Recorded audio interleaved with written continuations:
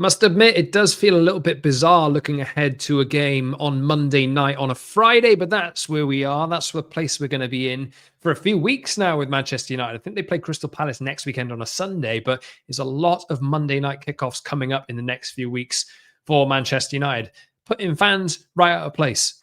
As always, that's just the way that it goes. And now I hear today as well that the Champions League rights are moving to Paramount Plus. So that's another subscription we've got to pay for right off the bat here, going off piste. But anyway, Manchester United play Everton on Monday night. And I'm going to be looking ahead to this game on this episode of the Promised Land podcast. So please subscribe to it if you've not done so already. Just hit the link in the description for Apple, Spotify, or YouTube. Or if you're watching or listening already, make sure you hit that subscribe button or follow button and hit notifications so you never miss a show. Like the video, get in the comment section as well. 5-star reviews on the audio platforms would be very much welcomed. And let's get into it. Follow me on social as well before I do that, actually, at _Scott Saunders, next Instagram and TikTok. Now, let's get into it. So we've heard from Ruben Amorim at the pre-match press conference on a Friday for a Monday game, like I say. So we've got an entire weekend of Premier League football to look forward to before Manchester United have the potential to ruin it. But look, I'm feeling optimistic and feeling relatively confident ahead of this one. And I'm hoping that Amorim's messaging to the players is going to be, as it's been in public, you have to take this game as seriously as all of the others, and you have to deliver the same level of performance as should be expected every week, no matter who you're playing. So United will play Everton with maybe some absentees. Harry Maguire's out. Benjamin Sesko's obviously out as well. I'll be talking about him on this episode of the pod. But we do have, and this is where I'll start, a potential comeback for Lisandro Martinez, who may not be in the squad. But Ruben Amorim has said that he's closing in on a return. He's certainly closer than he was 2 weeks ago. So this could be a very big and important return for Manchester United, given Martinez has been out for a number of months now with another serious injury. We know how important he is to this United team. We saw when he was introduced, or when Ruben Amorim came in and he was playing that left-sided centre-back role, there were some concerns really about maybe the space being covered behind him, but certainly the aggression that he showed out of possession and in possession, the ability for him to pass the ball, his eye for a pass, the way that he can carry the ball at times as well. He started to do that before he got injured. Really, really promising. We've seen Luke Shaw over the last few weeks, especially step into that role and show some of the best form that we've seen from Luke Shaw for a long time. But with Martinez closing in on a return, as Ruben Amorim has said, it begs the question about where he's going to play.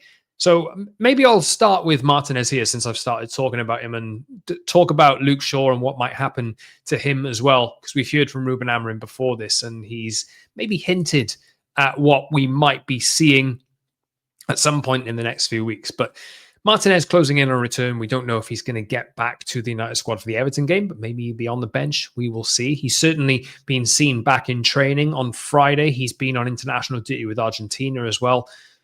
Not participating fully, but just in the camp, getting a feel for it. And I'm looking forward to him coming back, I've got to say. I really like Martinez as a player. I like his intensity, and that's one big thing. I'm talking about intensity and how important that is to be taken into every single game that United play. Martinez typifies that. And I think United lose a bit of an edge, or have lost a bit of an edge, when he's not been playing over the last few months. So it'd be really good to see him back, because he does bring that extra aggression and extra intensity and quality on the ball as well in that position. And I think it rubs off on other players too. He's certainly, for me, one of the leaders in the team. And I'm just really looking forward to him coming back, I've got to say. So you don't want to rush him. I'm not saying he's going to go start this game against Everton. I don't think he will. I think, if anything, we might see him on the bench and he gets a few minutes off it, depending on how the game is going. But let's see.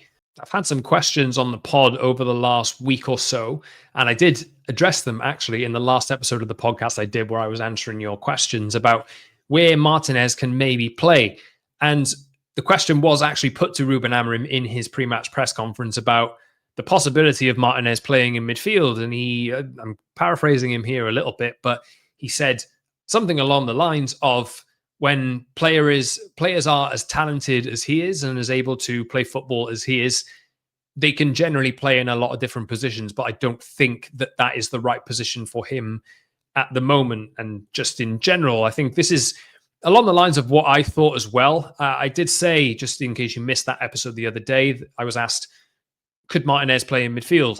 I think there maybe was a time for that conversation to be had, but not under Ruben Amorim for me. I think if you're going to play Martinez in a midfield, it's probably as a 6 or a deep-lying midfielder in a midfield 3. You know, I think that's probably the way that you do it if you're going to do it. Up till this point now, and in this system, I don't think that this is really going to work, even as a replacement for Casemiro. And Ruben Amorim has essentially said, I don't think that's going to happen, and confirmed as such that Martinez is probably going to, when he gets back in, slot back into that left centre-back role. But that does beg the question, really, of what happens to Luke Shaw. I've just said that he has really showed over the last few weeks and months in that left centre-back role that he's starting to get it. He's starting to, I think of the game against Brighton, right? Where I think a couple of the goals came from Luke Shaw pushing up and winning duels and turning the ball over when Brighton were looking to counterattack. It was really good from him. I think the intensity that Martinez brings, I could see him potentially continuing that and doing it as well. But you can't play two players in the same position. Don't think Martinez is going to go into a central centre-back role, because that looks like it's Matthias de Ligt's or Harry Maguire's when he's fit. So it does beg the question, really, of what happens when both of them are fit. And I had suggested on the podcast recently that I would like to see maybe the Luke Shaw moves out to left wing back, because I don't think we've been getting the maximum out of that position for a long time now. There's been lots of talk about Antoine Semenyo over the course of the week, and Patrick Dorgu scored for Denmark against Scotland a few days ago. Like, Scotland got through and Denmark are in the playoffs, but it's good to see Dorgu getting on the score sheet. But we've not seen enough really out of Dorgu for now, and I'm not saying by any stretch that I don't think he's good enough. I think it's just he's a young lad. He will need time, and it's maybe unwise to have to rely on him all the time. I would still, however, put him ahead in the pecking order of choosing Diogo Dalot out there on the left side. So that's my preference. I'm sure that's your preference as well. I know that Dalot and playing at left wing back isn't the most popular thing for everyone to see. Certainly gives me the heebie-jeebies a little bit, given how he uses the ball when he's actually on it in that position. But Luke Shaw and Martinez being in the same team does beg the question, really. Does Martinez go back to left centre-back and Luke Shaw move out to left wing-back? Ruben Amorim has had his say on it. I think that this is something that we should see and something that we should explore. And maybe Ruben Amorim will go about doing that because he said something along the lines of, he can do it. He's just very conscious of the load. And Luke Shaw's been really good at left centre-back, carrying the load of that position, but playing at wing-back is going to be hella demanding. It's going to be really, really demanding. And does Luke Shaw have the engine and the capacity for that without getting injured? I think that is a big concern and a big question, and it remains to be seen. But I think maybe we'll start to see, maybe this is the way that they go about doing it. Martinez won't be ready for first-team football from the very beginning straight away. I think this is going to be a phased process, bringing him back into the team. Maybe that means Ruben Amorim loves to substitute on centre-backs. So maybe Martinez takes up that role for a few weeks. And maybe towards the ends of matches, we start to see Luke Shaw going into that left wing-back role to keep him on the pitch, but get him used to carrying that load. Maybe. It could be a risk, given Shaw will have already carried a lot of load from left centre-back before he moves out there. But maybe that's the way that I see it going. I certainly think that while United have had Amad playing at right wing back and you see the extra attacking edge that he can bring, he's going to be away for AFCON, obviously. But you feel like that side with him there is a bit more complete in an attacking sense, but the left side isn't. You don't get enough out of it. You don't have enough quality out of it. And I think Luke Shaw, really, he does make the most sense for me out there. I've got to say, he does make the most sense for me out there, just given the ability that he has to overlap and put crosses in that are relatively dangerous. You know, I think Dorgu's final ball has been something of a concern. Obviously, he can get up and down and cover ground really well. Dalot, I don't really know what he offers. So what do you do in that position in order to get that left wing back role really cooking? I think Luke Shaw is an interesting option out there. And I'd like to see, and I think we will see, Luke Shaw going into left wing back over the course of the next few weeks. Maybe not in the Everton game, or maybe towards the end of it, if he does want to bring Lisandro Martinez back in. Maybe that's something that we see. If anything, Luke Shaw is very much adept at playing that position. And I've mentioned it a few times, but he sat down with Sky Sports a few weeks ago. I think maybe ahead of the Manchester derby, I think. I'm trying to think now. I think it was around that time. I'll have to try and dig up the video. But I remember watching it, and he was asked, what position do you prefer to play? Left wing back or left centre back? And I think he was pretty definitive in saying that he prefers that more advanced role. That's what he's more used to. That's where he feels as though he is better. But obviously, he has limitations of the body, and the injuries have mounted up with him over the course of the past few years. But he's in a good phase now. It's a risk to push it, but I think with United managing load of players a lot more effectively than they have been doing over the course of the last few years under Ruben Amorim, I think that's been a real focus to keep these players fit and healthy as much as possible. With the fact that United aren't playing games, albeit this period will be more busy, aren't playing games every 3 days because they're not in Europe, maybe this is more of a time where Luke Shaw is able to move out there and fit into that role a bit more frequently. Maybe we'll see how this goes, but it's an interesting concept. I'm just happy to see that Martinez is on the brink of being back. I've seen pictures of him in training, and it just all looks good. And fingers crossed, two injury-prone players really can coexist and get a good run in the team together. But let me know what you guys think about whether Luke Shaw should actually be risked out there. I'm very much in the camp of doing it, because I don't think, look, I say risk, I do think there's a lot to gain out of it, because I don't think that left wing back position is actually working all that well. And if Shaw does slot in there, you also have, while Amad is away on AFCON duty, the option to put Patrick Dorgu over to the other side if you want it. And I like, in the very few minutes that he's had at right wing back, I quite like what I've seen out of Dorgu on that side. So let's see how it goes. And let me know in the comment section what you think of Luke Shaw possibly moving out to left wing back. Maybe for the Everton game at some point in it. He's definitely going to start left centre-back, but for the few weeks to come as well, as we hit a busy period in United's fixture list. On the topic of injuries, but not in such a positive sense this time, let's talk about Benjamin Sesko and the unfortunate fact that he will miss a fairly significant amount of time over the next few weeks with an injury that he sustained at Tottenham, and talk about the absence that we're expecting of him, how long it's going to be, and how Manchester United go and end up lining up without him. They spent a lot of money on Benjamin Sesko in the summer. He scored a couple of goals and has had flashes of looking really good. I do like what I've seen out of him, I've got to say, even though he's had a bit of criticism and a bit of stick. It will take him some time to adjust.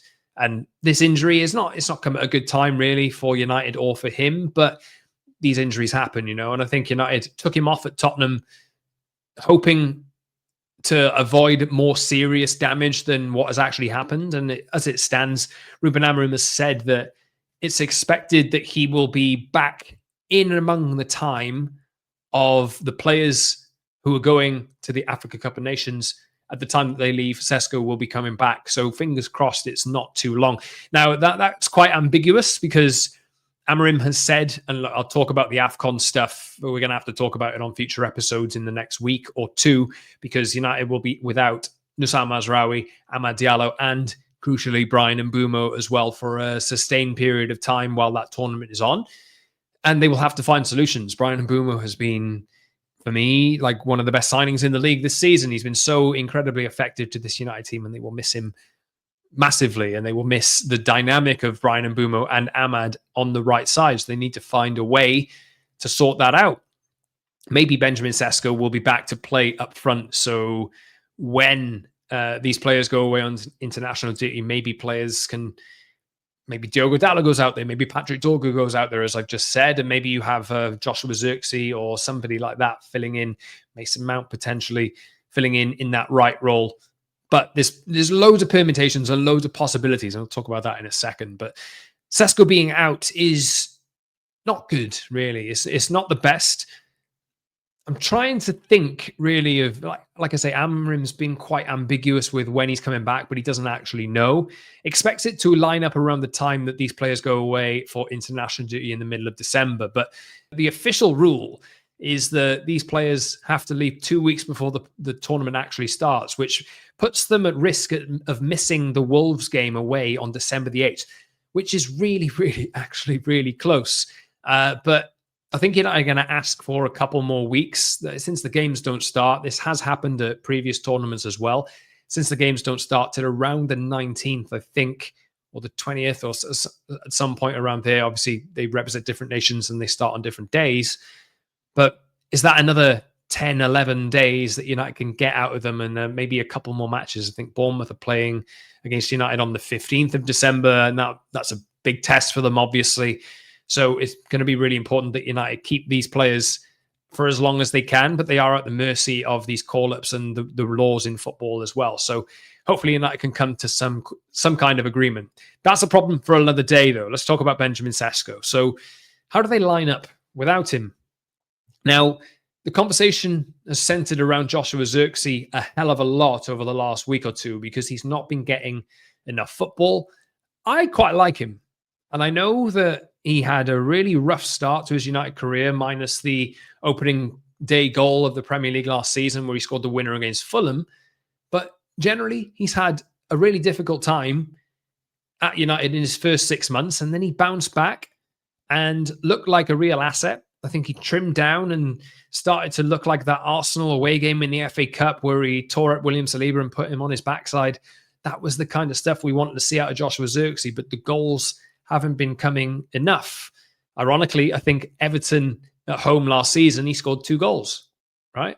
And I even think that might be the last time he scored in the Premier League for United as well. So look, this is quite poetic, really. Do we see Joshua Zirkzee being reintroduced straight away to this team now? Why has he not been used more than he has been? I think he's started he's played barely any minutes. Barely any. And I've been really puzzled by it. I know that United have signed 3 forwards over the course of the summer, and that has put him down the pecking order.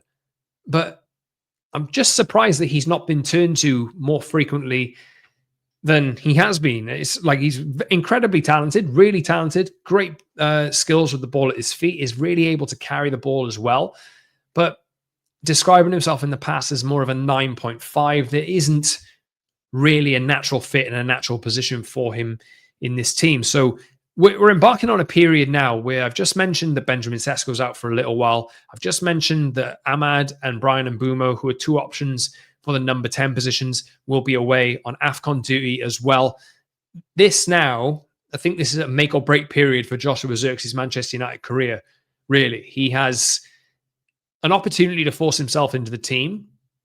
Maybe he's doing enough or as much as he can in order to get in, and he's just not being picked. And I feel for him in a sense, but if he does get opportunities over the course of the next few weeks, he really has to show that he's worth those opportunities and that he can come in and start affecting matches. I really want to see that come from him. It is his time to shine, really. What do I make most likely to happen with the 3 attacking positions, with Benjamin Sesko's injury moving forward and to come? Look, there's so many options that United can move in. So many directions United can move in. There is the option, obviously, and this has been leaned on quite frequently, the option to play Matheus Cunha continually up front. I don't love him up there, and I much prefer him in the left 10 role. We'll see what happens. But I think for me, that what I make most likely at the moment is, for this Everton game specifically, I'll probably make it most likely, if Mason Mount is fit, that we see Cunha up top and Mbeumo at right 10, and probably Mason Mount in the left 10 from the beginning of this game against Everton. That's kind of what I think will happen. But obviously there's lots of options and lots of things to do. And there's players like Zirkzee and Kobbie Mainoo who I've just really not had a fair crack of the whip this season and not had much of a chance to go and impress. Probably suffering from the lack of games that United are playing and just is strictly Premier League duty only. There's no League Cup. Obviously, the FA Cup's coming up, but that's not for another month plus yet.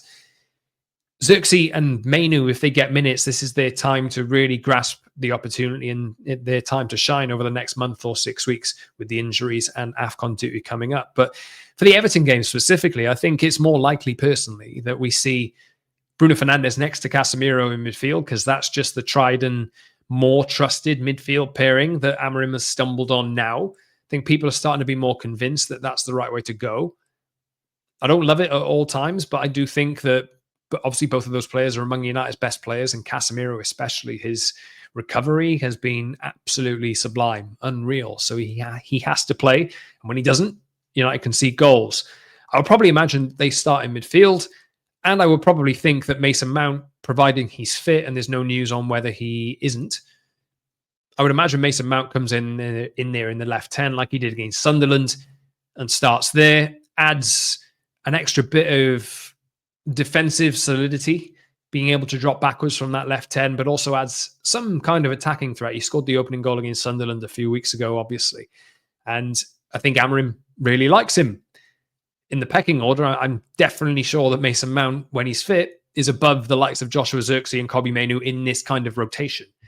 So that's what I would expect United to do. I would think that for this game, we probably see, maybe I'll just run through the 11 now. For this game, we probably see Sané Lammens, who made his debut for Belgium against Liechtenstein, was it, the other day? In a something like a 7-0 win, but massive congrats to him.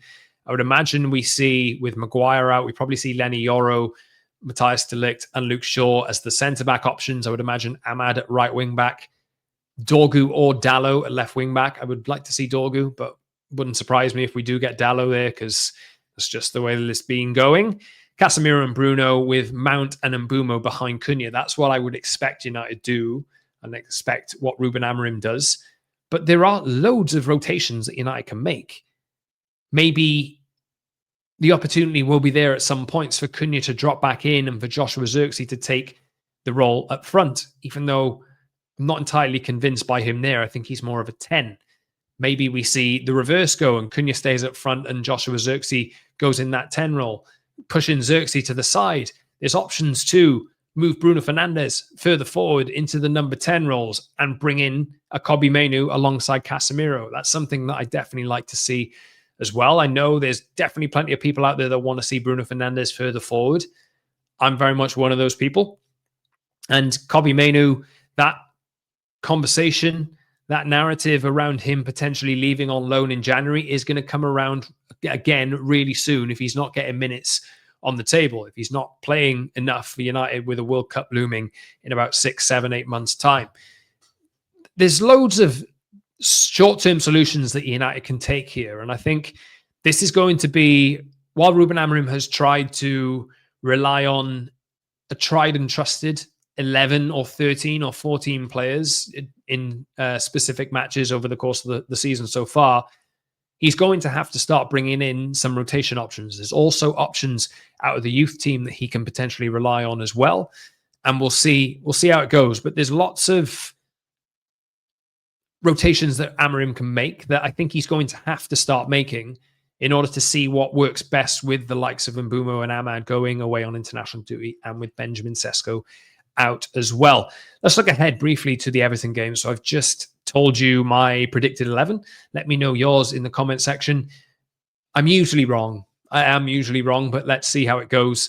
I've named 12 players for 11 positions there because I don't know who will start in at left wing back, but I think you can maybe expect that that's the team that he will go with based on the injuries and the actions so far and the team selections that Amorim has made so far this season.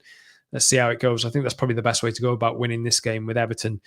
Surely coming in there with a plan, and they will definitely apply themselves. So it'll be a difficult one. But like I said, this has been Ruben's biggest win so far as United manager. Might have been the Storm is coming game as well, where he said afterwards that I think a storm is coming, guys, and the storm really, really did come. United played against them in pre-season and drew 2-2 as well. But this is a game that we really have to start expecting that United deliver in and start winning. Now, I'm not going to sit here and say that if United don't win this game, that everybody should throw everything up in the air and demand change because they didn't win one game. That's not the most constructive way to go about this if United don't win. But I do have more of an expectation now going into these matches. And given that United have shown more of a propensity to, like with the Sunderland game and with the Brighton game as well at Old Trafford, they have shown more likelihood to be able to turn teams over that you would expect them to turn over. But Everton will probably bring a different approach to this. They'll probably sit in, make it difficult for United, and they will have to prove to us that they've turned a corner in that sense. But Everton are 13th in the league. And if they win this game, they will leapfrog United, who are 8th.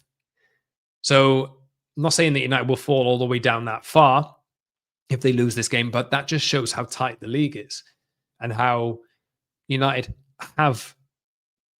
Look, there's margin for error and you can make it up, but it's so important that those messages about bringing your A game every time you play and being properly on it every time and going and winning games that you're expected to win, it's more important now than ever for United over the course of this next 10 games. There are so many opportunities for United with other teams playing each other. Arsenal play Tottenham this weekend. Newcastle play Manchester City. There's loads of opportunities for United to build up a bit of a head of steam. And Crystal Palace away next weekend will be tough, obviously. Everton will be tough as well. But looking at these next 10 games now, and I will look at them in a bit more detail on another episode of the podcast coming up, United have to start turning a corner here. There's no real excuses. There's no excuses. We know the United have shortcomings, but now is the time for Ruben Amorim to start taking Manchester United up the table. I don't doubt that the messaging that he's putting out there, and he did it again before this game, is that they have to apply themselves in the same way as they would to Liverpool away in this game and every game that's coming up. And that's a mentality thing, but it's really important that United win this game to keep pace with the top 5, and it'll be the same over the coming weeks as well. And look, at the end of this 10-game period, moving into January, if United can get this right, the conversation that we're having will be massively different. We'll be talking about being actual top 4, top 5 contenders if they can get through this period. It's a massive period in the season for United coming up. And this is a game, like I say, that we should now be expecting United to win. If they don't, I'm not going to come here and like flip a lid or anything like that. But these games like this are your bread and butter in the Premier League. United have to show that they can deal with that better than they have dealt with it in the past. And let me know what you think in the comment section. Do you think United will go about this game and end up winning it? I'm confident. I've got to say, I'm quietly confident, quietly optimistic. I'm not going to come out here and say that United are going to win 4-0, 4-1 or 5-0 or whatever. It'll be tough. It will be tough. But now that United do have Brian Mbeumo and Amad still there for a short while, I think this is an opportunity for United to take. And Everton have their threats. They have Ndiaye, they have Jack Grealish, they have options up front as well, and will make it difficult for United. But this is a game on Monday night which United need to win, and I think I'm pretty confident that they will. So let's see how it goes. Let me know what you think will happen in the comment section on Spotify, Apple, or on YouTube as well. Let me know what you would prefer United to do with Joshua Zirkzee, when he should be introduced. Should he be starting games now in the absence of Benjamin Sesko? It's a big period for him, big period for Kobbie Mainoo, big period for Manchester United and just all the players in general as well. And we'll see how United go. And like I say, I'll be back to talk a little bit more about this big run of matches that are coming up where United play only 3 teams in the top 10 as it stands over the next 10 games. It's a big opportunity for United to start getting things right, and the picture and the mood can really change if they do get it right. So follow me on social at @_ Saunders. Get in the comment section. Let me know on social channels what you're thinking as well going into this Everton game specifically. It's a few days away yet, Monday night, but I thought I'd look ahead to it now and just get it out the way. Now, I'm looking forward to United being back, hoping that they don't end up ruining the week ahead for me and for all of us who are hoping that United can turn a corner. But anyway, see you soon, everyone, for another episode of the Promise and podcast. Until next time, do all those things, like, subscribe, and get in the comment section as well. And I'll see you soon for another episode of the Promised Land podcast.